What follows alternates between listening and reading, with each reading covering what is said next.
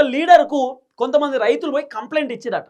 Sir మా పొలాలన్నీ ఎండిపోతున్నాయి, మా పొలాల పక్కనే ఒక కెనాల్ కాలువ ఉంటుంది, ఆ కాలువలకు కేసీఆర్ ముఖ్యమంత్రి ఉన్నప్పుడు నీళ్ళు వస్తుండే, ఆ కాలువకు మేము మోటార్ వేసుకొని మా భూములను మేము పంట పండించుకునేది, అంటే నీళ్లు మేము బారించుకునేది.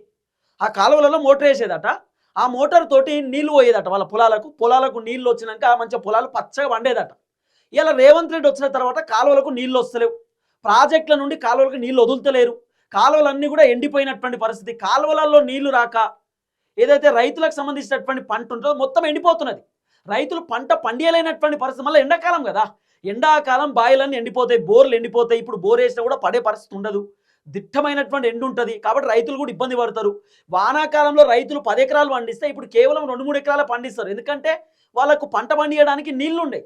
ఈ టైంలో ప్రభుత్వం ఖచ్చితంగా ప్రాజెక్టులకు వెళ్ళి నీళ్ళు ఇవ్వాల్సినటువంటి అవసరం ఉంటుంది, చెరువులకు వెళ్ళి నీళ్ళు వదలాల్సినటువంటి అవసరం ఉంటుంది. కానీ ఎక్కడ కూడా ప్రభుత్వం మరి రైతుల కోసం నీళ్ళు వదలాలి, రైతులకు సంబంధించిన పంట ఎండిపోతుంది, రైతులు ఇబ్బంది పడుతున్నారు అనేటటువంటి సోయి ఈ ప్రభుత్వానికి లేదు.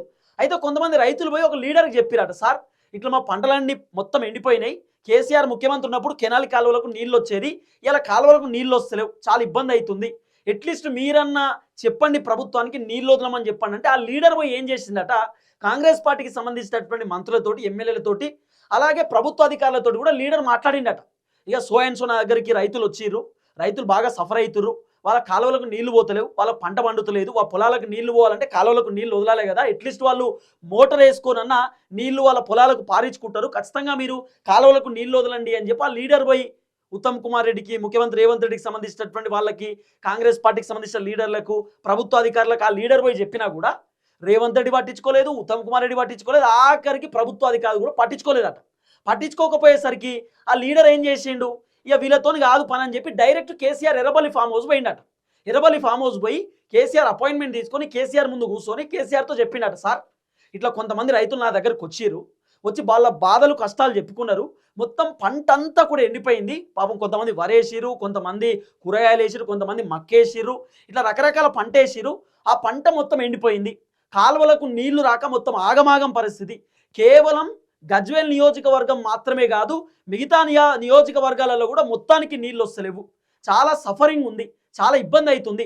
ప్రాజెక్టులలో నీళ్లు ఉన్నాయి, మళ్ళా ప్రాజెక్టులలో నీళ్లు ఉన్నాయి, ప్రాజెక్టులకి వెళ్ళి కిందికి నీళ్ళు వదులుతలేరు, ఎందుకు వదులుతలేరో అర్థమైతలేదు.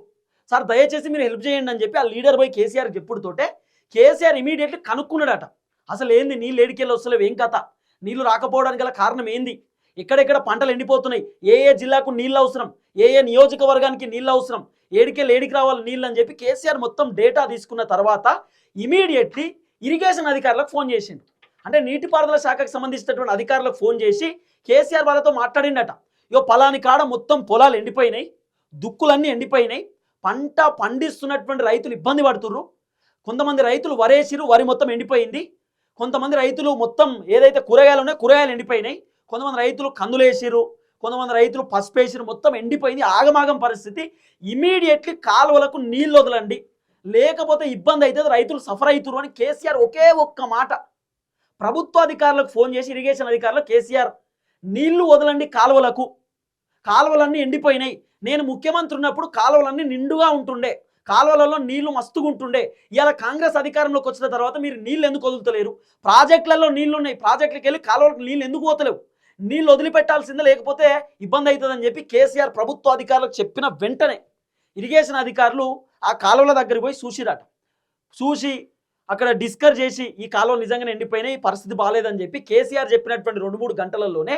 ఇరిగేషన్ అధికారులు కాలువలకు నీళ్ళు వదిలేరు, ఏదైతే ప్రాజెక్ట్ ఉండే ఆ ప్రాజెక్ట్కి సంబంధించిన గేట్లు ఓపెన్ చేసి కాలువలకు నీళ్ళు వదిలేరు. ఇప్పుడు ఆ కాలువలకు సంబంధించినటువంటి దాంట్లో మోటార్లు వేసి రైతులు వాళ్ళ పంటకు నీళ్లు అందిస్తున్నటువంటి పరిస్థితి, అంటే నీళ్లు కట్టుకుంటున్నారు. ఇప్పుడు కాలువలో వస్తున్నటువంటి నీళ్లు రైతులకు కూడా పోతున్నాయి.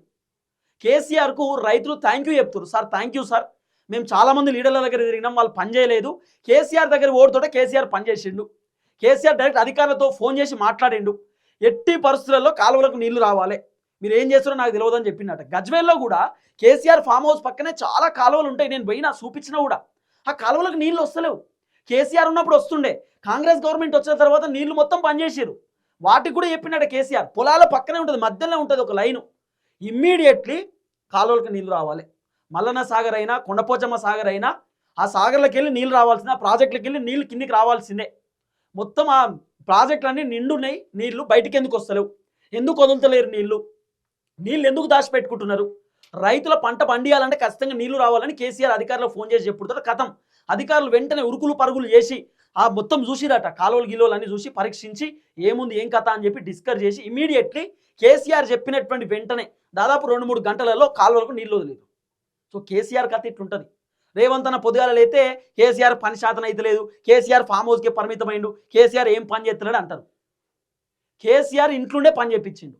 ఇప్పుడు ఆ కాలువలకు నీళ్ళు రావాలంటే కేసీఆర్ పంచగట్టుకొచ్చి నీళ్ళలో దిగి పంచపైకి అనుకొని ఫోన్ చేసి నీళ్ళు వస్తలేవు కదా నేను కాలువలోనే ఉన్నా అని చెప్పాలన్నా? అవసరం లేదు కదా, ఒక్క ఫోన్ కాల్ చేస్తే పని అయిపోతుంది. మరి ఇప్పుడు కేసీఆర్ ఫోన్ చేసి పంటలన్నీ అంటే ఎండిపోతున్నాయి, ఇబ్బంది పడుతున్నాయి, పంటలు పండక రైతులు ఇబ్బంది పడుతున్నారు, నీళ్లు కావాలి, నీళ్లు లేవు పంటలకు అని చెప్పి కేసీఆర్ ఫోన్ చేసి చెప్పిండు కదా. మరి ఒక్క కాంగ్రెస్ పార్టీకి సంబంధించిన ఎమ్మెల్యే, ఎంపీఓ, మంత్రో, ఎమ్మెల్సీయో ప్రభుత్వాధికారులకి ఇట్లా ఫోన్ చేసి చెప్పిర్రా పంటలన్నీ ఎండిపోతున్నాయి, రైతులు ఇబ్బంది పడుతున్నారు, అవస్థ పడుతున్నారు, నీళ్ళు వదులురు అని చెప్పి ఒక్క అధికారాన్ని చెప్పిండా? పోనీ ఉత్తమ్ కుమార్ రెడ్డికి తెలియదా పంటలు ఎండిపోతున్నాయి అనేటటువంటి సంగతి?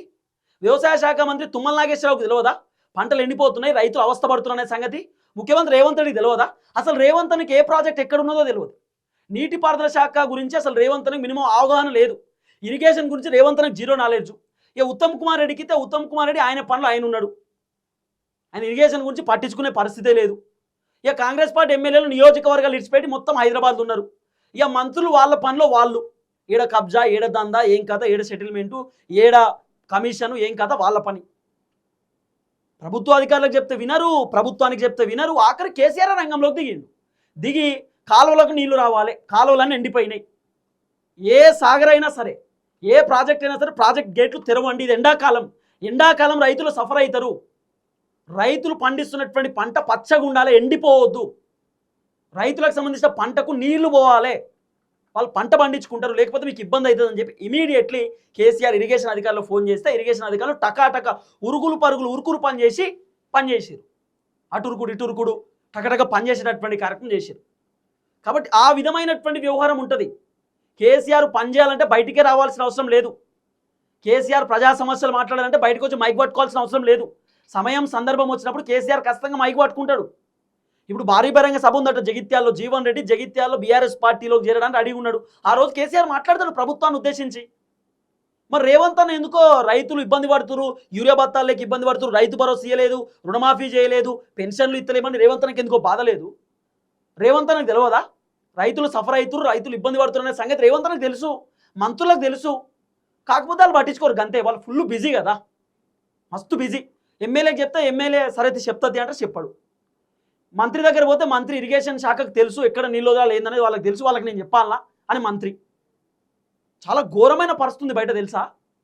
రైతులు పంట పండియలేకపోతున్నారు, నీళ్లు లేక అవస్థ పడుతున్నారు, గోసపడుతున్నారు రైతులు. సో మొత్తానికి కేసీఆర్ ఒకే ఒక్క ఫోన్ కాల్, కేసీఆర్ ఫోన్ చేసిండు, ప్రభుత్వ అధికారులు పనిచేసిరు అంతే. కానీ చాలా గొప్ప విషయం, రైతులు చాలామంది థ్యాంక్ యూ చెప్పారు, కేసీఆర్ ధన్యవాదాలు చెప్పారు. Thank you so much sir, మీరు చేయబట్టి మాకు నీళ్ళు వచ్చినాయి, మా పంట మంచిగా పచ్చగా ఉన్నది, ఇప్పటికన్నా కెనాలి కాలువలో నీళ్ళు వస్తున్నాయి, ఆ కాలువలోకి వెళ్ళి మేము మంచిగా కట్టుకుంటున్నాం నీళ్ళు అని చెప్పి కేసీఆర్కు ధన్యవాదాలు చెప్తారు. సో ఏది ఏమైనా కేసీఆర్ పని చేయించిండు.